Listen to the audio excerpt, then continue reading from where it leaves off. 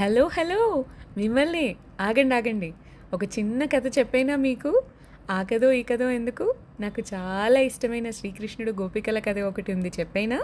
మరి మీలో ఎంతమందికి ఈ కథ తెలుసో నాకు చెప్పేస్తారా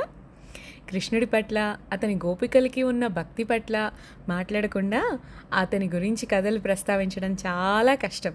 ఒకరోజు గోపికలందరూ కృష్ణుడికి ఇష్టమైన విందు వండాలని చెప్పి నిర్ణయించుకున్నారట తమ ఇంటి పనులన్నీ చకచకా కంప్లీట్ చేసేసుకుని వారికి ప్రియమైన కృష్ణుడి కోసం ఇష్టమైన ఆహారాన్ని తయారు చేయడానికి గంటల తరబడి శ్రమించారట గంటల తరబడి శ్రమ తర్వాత వారు అన్నీ వండిన వంటలన్నింటినీ ప్యాక్ చేసేసుకుని కృష్ణుడి ఇంటికి బయలుదేరారట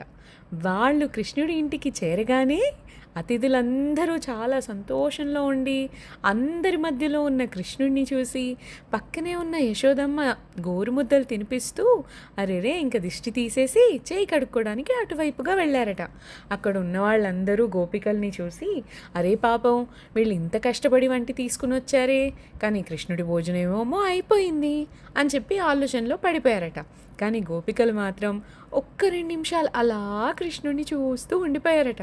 వెంటనే వాళ్ళు తీసుకుని వచ్చిన గిన్నెలు భోజనం అన్నీ కింద పెట్టేసి వెంటనే పాటలు పాడేశారట ఆటలు ఆడేశారట సంతోషంలో మునిగిపోయారట అక్కడ ఉన్న వాళ్ళ ఆశ్చర్యంతో తెలిసిందేగా అసలు ఏమైంది అని వీళ్ళకి ఇంత సంతోషంలో ఉన్నారు అర్థం కాక నోళ్ళు వెళ్ళబెట్టుకుని చూస్తూ ఉండిపోయారట అక్కడ ఉన్న వాళ్ళలో ఒక పెద్ద ఆయన ముందుకొచ్చి అసలు ఏమైంది అని అడిగారట గోపికలు తమ ఆనందాన్ని ఆపి మేము పడిన కష్టమంతా వండిన ఈ భోజనమంతా తీసుకుని వచ్చింది ఆ కృష్ణుడి సంతృప్తిగా భోజనం చేసే ఆ చిరునవ్వు కోసమేనా